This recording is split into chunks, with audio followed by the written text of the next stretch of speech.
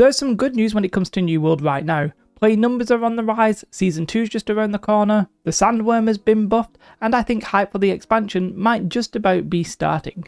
So let's talk about those things. This is sort of more like a news recap rather than anything that would have deserved its own video, but let's jump in right away. Now don't worry, we're not going to dwell on this page too long, we're just going to have a quick look at the Steam charts just to tell you that even though there's not been a massive change, the Sunday that we just had, we had approximately on average or peak, I'm not sure what exactly that is, I think it might be peak actually, we had 2,000 more people playing this Sunday as opposed to last Sunday.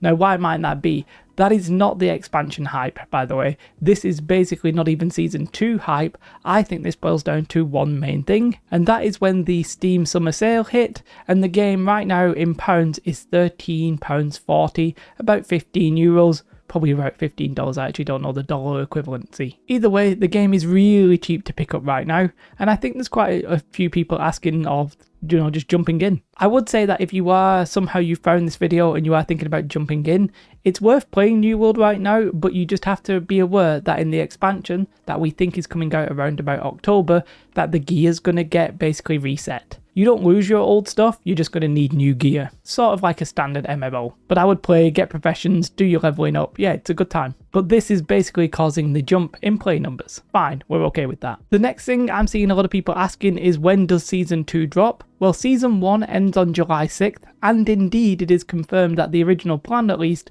was for Season 2 to also release on July 6th. So this is Season 1 that would end on July 6th, and if we jump over to Season 2, you can see here Blood of the Sands releases on July 6th. So the plan is for it to be this Thursday. Now will it actually hit that deadline?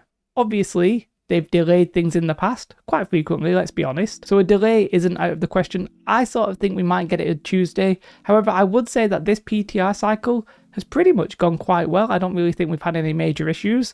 So I could actually see that being the case. Personally, I have the week after booked off. Not that I actually would recommend most people booking time off for this, but I've had next week booked off. So if it's delayed a couple of days, I'm sort of happy. It's not really a huge problem if I have to wait 2 days and I'm working in the office those 2 days either, but that's what it's scheduled for. We'll see if we get any delays. I think it's going to be less of an issue if we do get delays this time, because the main problem we had with the start of Season 1 was the fact that the leaderboards, they literally couldn't end them without doing the patch. I think they have fixed that. So I think the leaderboards will officially end on the 6th. The season pass will probably end on the 6th as well. And then if there is a delay, it's just whenever the new season starts. That's when the new season starts, when it goes live. So let's wait and see, obviously. And the next thing I want to talk about is Duke's Lost video. So basically this is a bit of a long story.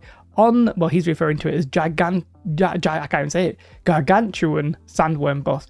Now basically on the New World League, you remember that PvP server, they basically have like an intermediary version. It's not quite the PTR and it's not quite live, but they have the most up-to-date stuff with regards to what we think is coming in live, and it actually includes the sandworm changes. So there's some other stuff on there where I think like maybe PvP, the craft mods, they might be sellable, but there's quite a few changes that Dukesoft and others, they've managed to data mine and stuff like that. So the long story short of it is go watch the video, but the definite TLDR is the worm is getting buffed. There's a question there for me, how much should it be buffed versus how much content they actually want people to do. Let's wait and see. From what I gathered, they're just sort of mainly buffing the health and the damage and stuff like that, which in my head will basically just slow down the fight, which granted will make it harder, but I don't know, it's not really the direction I personally would have liked to have seen.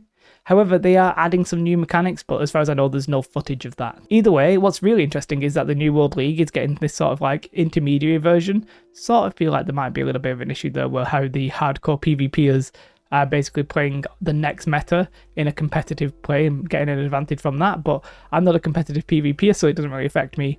Maybe it affects you guys, but then you might already be in New World League, so does anybody care? Probably not. And then just in general, I want to talk about the expansion. Obviously, we know what's happening with the expansion.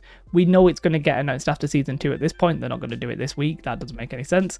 They want to get Season 2 out the door, and then they probably want to wait around for a month, or maybe they don't. I'm not 100% sure. And they'll absolutely bombard us with Season 3/expansion news, and it's going to be crazy, right? I think there's going to be a lot of changes. Obviously, I have no idea what's actually going to be in there. We did just get a Forged in Eternum regarding First Light, and I have to say, first indications that it sounds like I'm wrong. So basically I was saying First Light might become a PvP zone. just listening to the way that they're talking in that Forged in Eternum, that zone sounds like a traditional leveling zone. But I still think something unexpected is coming with regards to PvP, because remember, we did have this question: what's the plan for First Light Territory Wars once First Light is closed? They say, however, in Season 3, along with the influence changes, so it's not just the influence changes where there's going to be 3 different points and stuff like that, along with that, we may have a surprise for you that we've not shared yet, which directly relates to your question. So I thought, well, if it directly relates to First Light Territory Wars, maybe that's becoming a PvP zone. Obviously, the way that they're talking in the Forged in Eternum, it sounds more like there's going to be like a proper storyline, going to be cutscenes, and that doesn't really gel well with a PvP zone, really. But obviously, that still exists. They're still talking about something. Whether or not it's a surprise with relating to Territory Wars, whether or not it's a surprise relating to like a PvP zone in First Light. It might be that there's just an area of the map of First Light, or which is actually going to get another name, by the way, where it's actually just going to be like, okay, here's PvP, everybody's just fights, whatever, total deathmatch, whatever. Maybe like the arena, the one in Stranglethorn Vale from WoW, something like that. It could be that there's going to be a queuable thing though, like you walk over to it and then it's instance PvP, but it's just based in First Light, or Old Light, or Second Light, whatever they end up calling it, which they're not going to call it any of those things. So there's still something coming there, and I think for the PvPers, hopefully they'll enjoy that. Hopefully that's the thing. Overall, I still boil down when it comes to the expansion. I'm very happy with the fact that they're doing the thing with Ward and Bane and changing the gearing system. I think that's one of the absolute core pivotal things that they need to change, and they're saying the right things right now. Removing Ward and Bane, possibly Resilient as well. I think those are good starting changes. I'm less bothered about actually having Resilient, but I know PvPers seem to dislike that as well, so it is what it is. And the second thing I think they need to change is actually the territory control system. I think it's elitist. I think there's too much rewards going to too few people. I think there's quite a few problems with it here. I've been speaking about it forever, so I'm not going to go on about it here right now, but I don't like it. I was speaking to a hardcore PvPer last night, and they said they think they would do the wars even if you took away the gold. So my view is just take away the gold. Very simple solution. Although I've said that before and people are like, no, if you think they should take away the gold and just get gear, then you don't really understand. Maybe I don't understand, but you know what? The war people are probably like 5% of the game. Well, actually, the lower the player numbers go, the more of a percentage these war people make up. However, you can see by the player numbers on average, even though they're temporarily going up, that in a long-term scale, player numbers are going down, and I think the territory control system is one of the key reasons why. However, honestly, I don't think they'll do anything with it this first expansion, but I think what's going to happen in a year and a half time, something like that, a lot more people will be kicking up a fuss, and maybe they'll react at that point. For now, I think they're going to play it safe.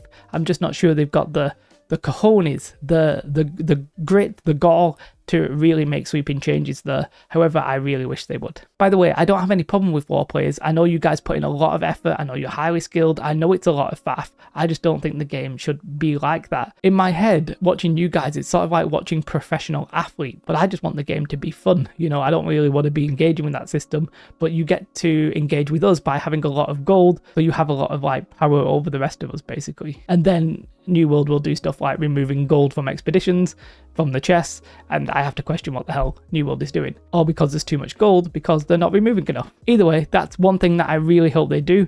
In general, I think the expansion hype is going to be very, very high. Very excited to see it. Obviously, it's all going to probably kick off either at the end of July or the start of August, something like that. Could be Gamescom, we're not really sure if that will be too late, because I think it's around the 24th of August, something like that.